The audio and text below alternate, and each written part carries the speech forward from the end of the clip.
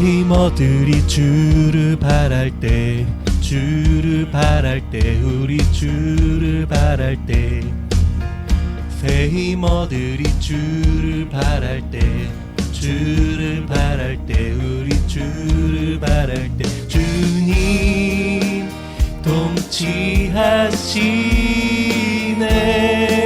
소망 구원 주시는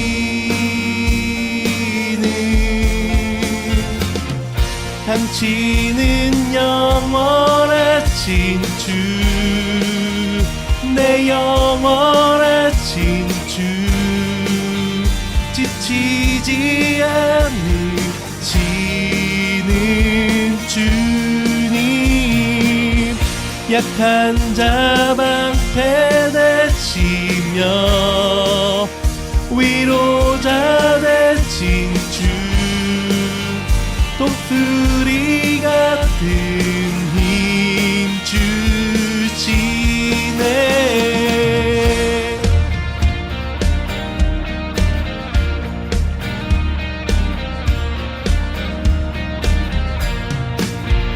새 힘어들이 주를 바랄 때, 주를 바랄 때, 우리 주를 바랄 때, 새 힘어들이 주를 바랄 때, 주를 바랄 때, 우리 주를 바랄 때, 주님 통치하시네. 소망 구원 주시는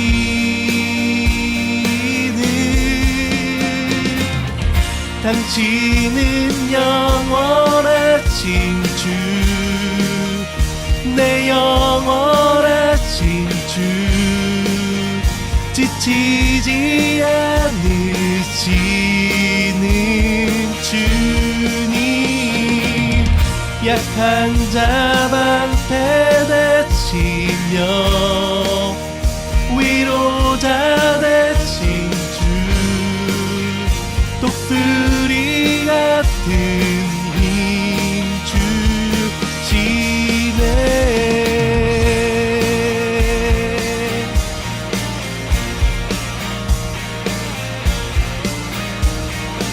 주님 통치하시네. 소망 구원 주시는 주님 통치하시네. 소망 구원 주시는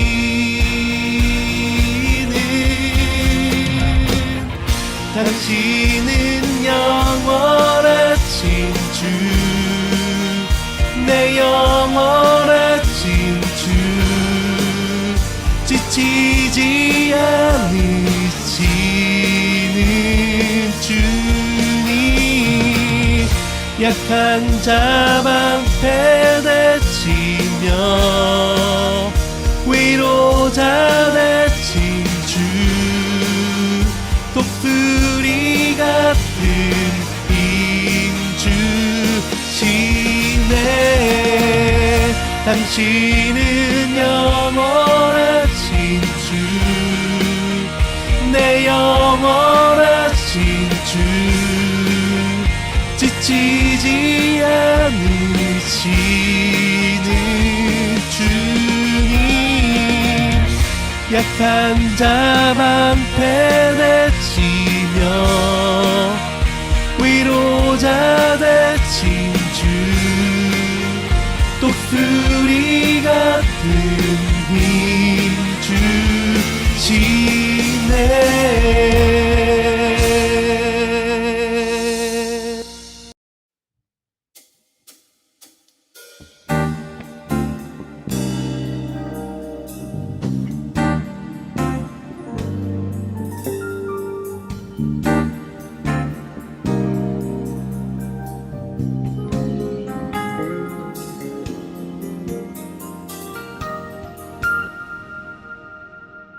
안녕하세요. 우리 사랑부 친구 여러분, 어떻게 한 주 동안 잘 지내셨나요? 지난주에 하나님께서 우리의 왕이시며 우리를 부르신다라는 내용으로 함께 말씀을 나누었는데, 어떻게 하나님의 말씀을 잘 읽고 잘 살았었나요? 네, 저는 우리 사랑부 지체들이 너무나도 보고 싶습니다. 우리 사랑부 지체들과 항상 함께하고 싶지만 그러지 못하는 지금 현재 상황이 너무나도 가슴이 아픕니다. 지금 코로나로 인해서 너무나도 힘들고, 또한 모임이 지금 너무나도 어려운 상황이기 때문에 우리 사랑부 지체들 이 영상을 통해서 어, 빠르게 우리가 만날 수 있는 그 날을 기대하며 나아갈 수 있기를 원합니다. 그리고 이 코로나 상황이 빠르게 종식되어질 수 있도록 하나님 우리를 지켜주셨고 보호하여 주시옵소서라고 우리가 기도하며 나아갈 수 있는 우리 사랑부가 될 수 있기를 원합니다. 코로나가 계속되고 있기 때문에 지금 연말이고 성탄이 가까이 오고 있지만 성탄 분위기가 잘 나지 않는 것 같아요. 그러나 우리 사랑부 지체들 마음 가운데 더욱더 성탄을 바라보며, 또한 우리를 위해 이 땅에 내려오신 우리 예수님을 바라보며 나아갈 수 있는 우리 사랑부가 될 수 있기를 원합니다.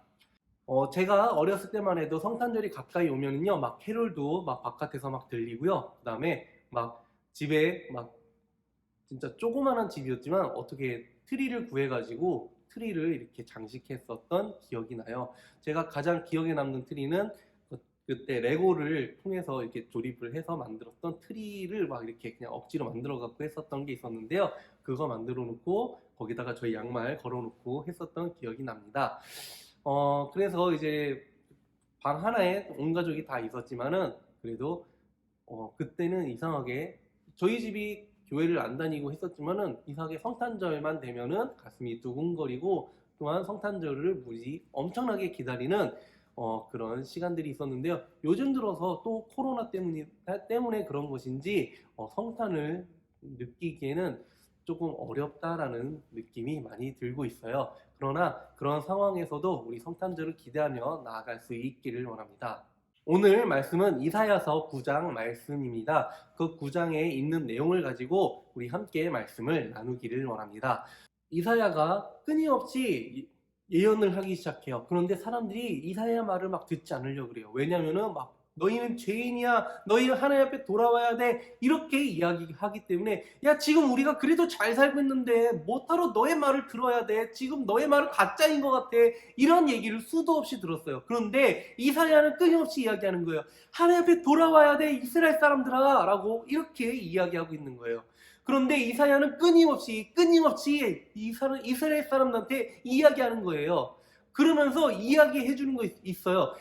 앞으로 너희 앞에 한 아기가 나오리니 그 아기가 너희를 위해서 행하시는 일을 봐라. 그는 구원을 전하실 거고 기묘자며 묘사라라고 이렇게 얘기해요.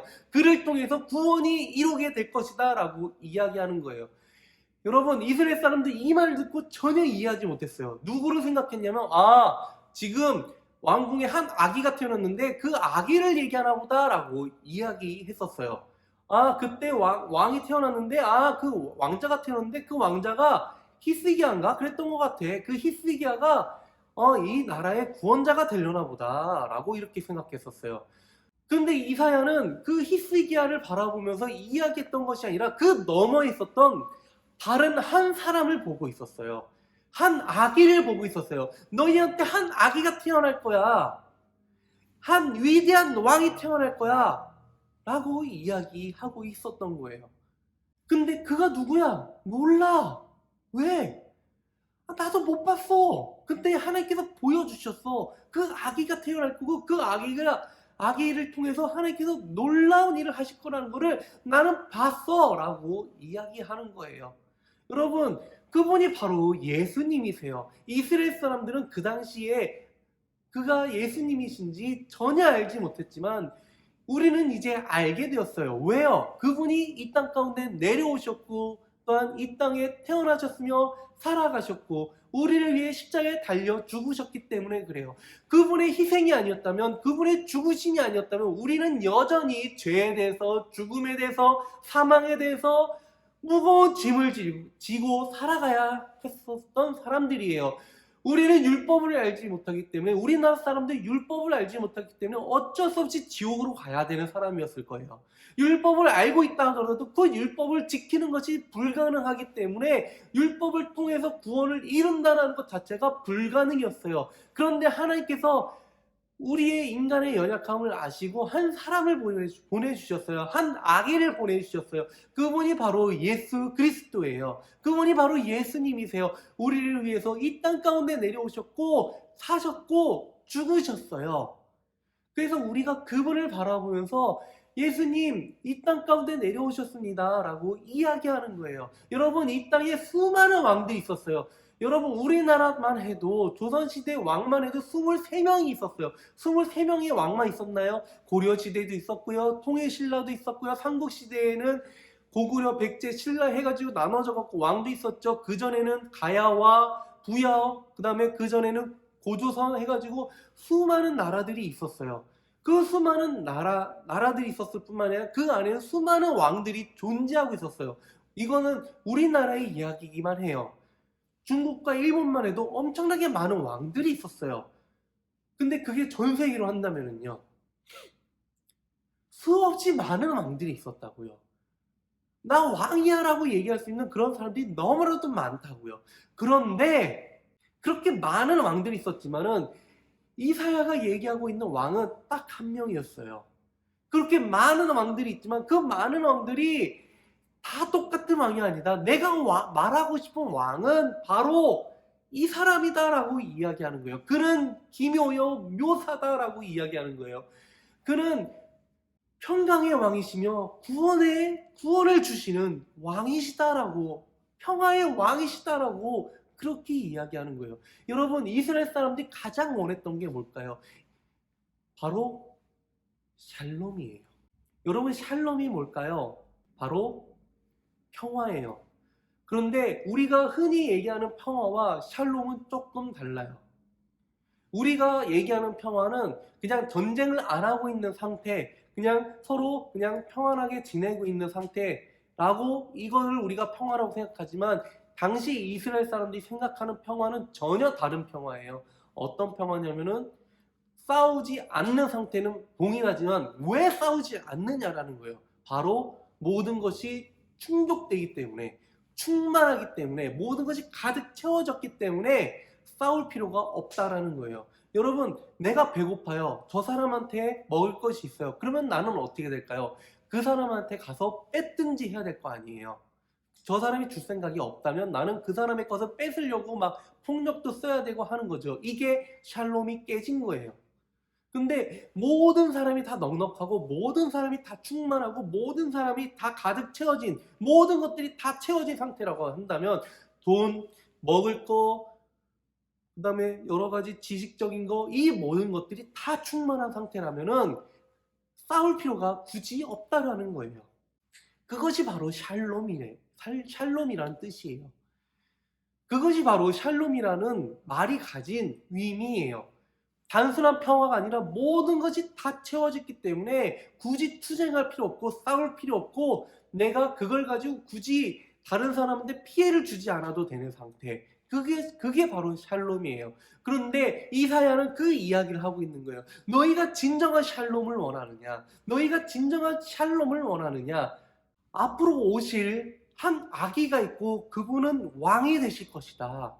이 땅에 있는 왕하고 전혀 다른, 이 세상에 아무리 뛰어난 왕이 있다 하더라도 하나님께서 보내주시는 그 왕이야말로 진정한 평화의 왕, 샬롬의 왕이시다 라고 이렇게 이야기하고 있는 거예요.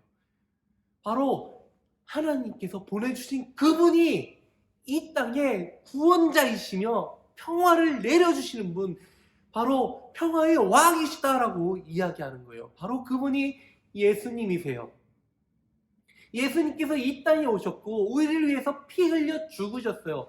그렇기 때문에 우리가 더 이상 구원 때문에 고민할 필요가 없어요. 구원 때문에 우리가 더 이상 힘들어할 필요 없어요. 구원 때문에 우리가 율법을 지키면서 율법을 어길까봐 전전긍긍하면서 살아가지 않아도 돼요. 왜요? 바로 예수님이 이 땅 가운데 내려오셨기 때문에 그래요. 예수님께서 우리를 위해서 십자가에 달려 죽으셨어요. 우리는 그거를 이미 알고 있어요. 우리는 이미 그걸 통해서 구원을 얻었다라고 우리는 다른 사람한테 저희는 구원을 받았습니다라고 이야기할 수 있어요. 왜요? 우리는 믿음으로 그분을 따르기 때문에 그래요. 그분을 믿고 따르기 때문에 그래요. 그리고 그분의 십자가가 나의 십자가가 되는 거예요.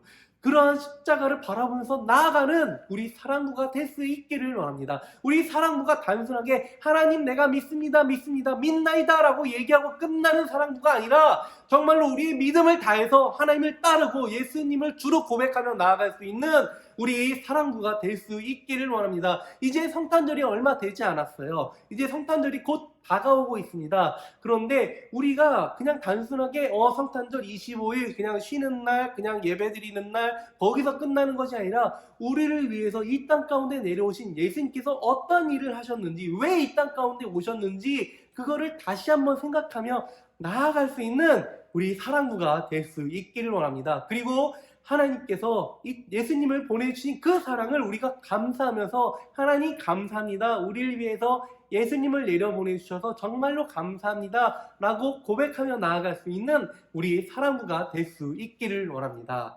그리고 우리 사랑부를 통해서 성탄의 의미가 다시 한번 회복되어지는 우리 사랑부가 될 수 있기를 원합니다. 다 함께 기도하겠습니다. 사랑이 많으신 하나님 아버지, 우리가 잃어버렸던 성탄의 의미를 다시 한번 되찾기를 원합니다. 우리를 위해서 이 땅 가운데 내려오신 예수님, 우리를 위해서 사셨던 예수님, 우리를 위해서 십자가에 못 박혀 죽으신 예수님, 하나님, 이 모든 것들이 우리를 위하여 평화의 왕으로, 구원자로 그 모든 것들을 이루시기 위해 행하셨던 것임을 우리가 기억하오니 하나님, 우리가 그것을 놓치지 않게 하여 주시옵고 우리가 하나님을 바라보며 예수님을 바라보며 우리가 살아갈 수 있게 하여 주시옵소서. 우리를 붙잡아 주시옵고 우리의 마음이 혹시라도 그냥 성탄은 연휴라는 그 사실에 그냥 기뻐서 그냥 거기에 놓쳐버리는 것이 아니라 하나님을 향한 그 마음으로, 하나님을 향한 그 사랑으로 우리가 살아갈 수 있게 하여 주시옵소서. 우리를 붙잡아 주시옵고 우리와 함께 하여 주시옵소서. 이 모든 것 예수 그리스도 이름으로 기도드립니다. 아멘. 이제는 우리를 위해 우리의 죄를 사하여 주신 예수 그리스도의 은혜와 우리를 위해 이 땅 가운데 예수님을 보내주신 하나님의 사랑하심과 우리를 위하여 예수님과 하나가 되게 하여 주신 성령님의 교통하심이 우리 사랑부와 우리 사랑부 가족 모두에게 함께 있을지어다. 아멘.